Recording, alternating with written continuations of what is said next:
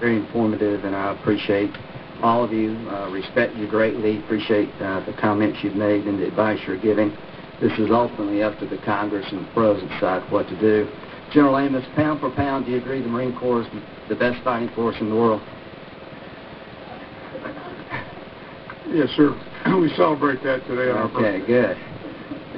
I agree with you. Do you agree with me the only thing older than the Marine Corps when it comes to defending America is the citizen soldier? Sir, I believe that's true. Okay, so I'm here to tell everybody, I appreciate it, but the citizen soldier's time has come. You're going to get a seat at the table, General McKinley, if I have anything to say about it. We're long into this fight as a nation. The first shot was fired by the citizen soldier. It's time for the citizen soldier to be sitting at the table, not just for political reasons, but for substantive reasons. So let's talk a little bit about substance. General Dempsey, do you agree that one of the great threats America faces is not just the attack from a foreign enemy, but from nature, natural disasters? Yes, Senator. Okay, when it comes to frontline service against national disasters and the havoc it can reap on the American people, do you agree the National Guard is the frontline force? Generally law enforcement, then National Guard, then active. When it comes to uniformed personnel? Yes, I do. Okay. General McKinley, Hurricane Irene, is that right? Is that the name of the last big hurricane? That was our latest event, yes, sir. Okay, tell me, who talked to you about Hurricane Irene? I was consulted by the Assistant Secretary of Defense for Homeland Defense, Paul Stockton, and that was the extent of my discussion. Did anybody from the Chairman of Joint Chiefs call you and ask, hey, what's going on? No, incumbent upon me to pass that information up, but nobody made that call. Okay, so did anybody from the White House call you? No, sir. All right. So if you believe that the nation is threatened by natural disasters and the frontline uniformed force is the National Guard, I would like to have you sitting there, not by invitation, by the way.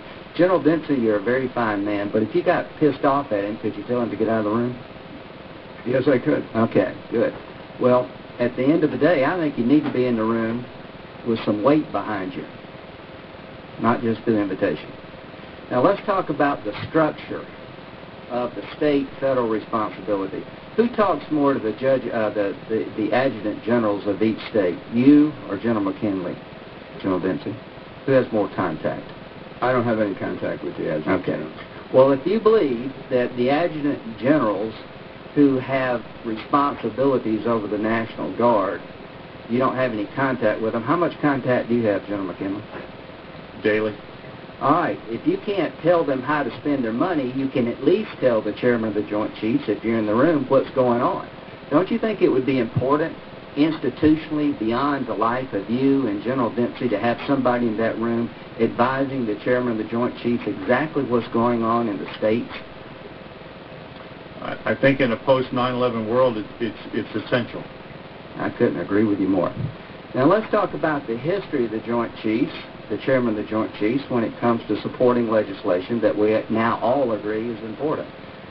Do you agree that the Marine Corps, being a voting member of the Chairman of the Joint Chiefs, hasn't given the Navy 2 votes? Do you agree with that, General Amos? It has not given the Navy. Well, that was the big concern, and Senator Webb was your biggest advocate. That was a real fight back in 1978, that if you put the Commandant on, all hell's going to break loose, the Navy's going to run the world. Well, that didn't work. And I don't think the National Guard being in the room is going to change the world as we know it, only for the better. Now, Mr. Johnson, headlines are made at every hearing. Is the headline from this hearing, Obama administration opposes putting the National Guard Bureau Chief on the Joint Chiefs?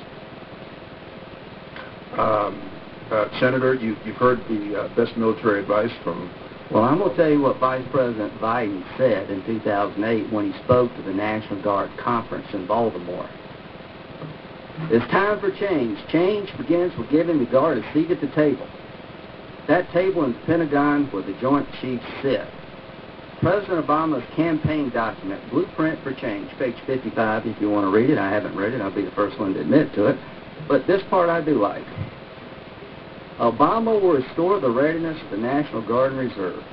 He will permit them adequate time to train and rest between deployments, provide the National Guard with equipment they need for foreign and domestic emergencies, He will also give the Guard a seat at the table by making the Chief of the National Guard a member of the Joint Chiefs of Staff. Has he changed his mind? Not to my knowledge. Well, don't you think when he said that he thought long and hard about this and he came to conclude as a prospective Commander-in-Chief this would be a good idea? And you're not here to tell us he's wrong, are you? The President and the Vice President are above my pay grade. Well, I think they're wrong a lot, but I think they're right on this. Now, let's talk about Goldwater Nichols.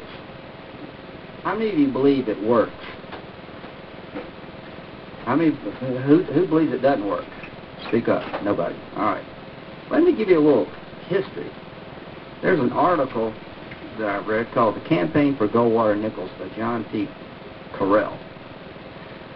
And I'll read a brief excerpt. The bill was being prepared and had been written in final draft, and Senators Nunn and Goldwater go to have a meeting with the Joint Chiefs.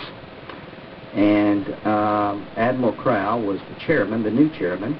He supported it, but during that meeting, everyone else opposed and said in no uncertain language, the hot-tempered Goldwater took their criticism as an attack on his efforts to make improvements and roared, "If you think you can bully Sam and me, you're mistaken." The next day, he got 8 letters from the Pentagon talking about how bad of an idea this would be, and Senator Goldwater said, "I will not be deflected or sidetracked in this effort, even if I get a letter a day from everyone in the Pentagon." And the only reason I mention that is if the institution resisted Goldwater Nichols, the institution resisted having the Commandant of the Marine Corps on the Chairman of the Joint Chiefs, and I think we should consider the time has come, given post-9/11 duties of the National Guard, to have a seat at the table. It doesn't change command authority, doesn't turn the world upside down, but if any group ever deserved recognition now, it's the members of the National Guard, and their voice needs to be heard not through invitation, but by us saying you have a seat. Thank you very much. Thank you, Senator.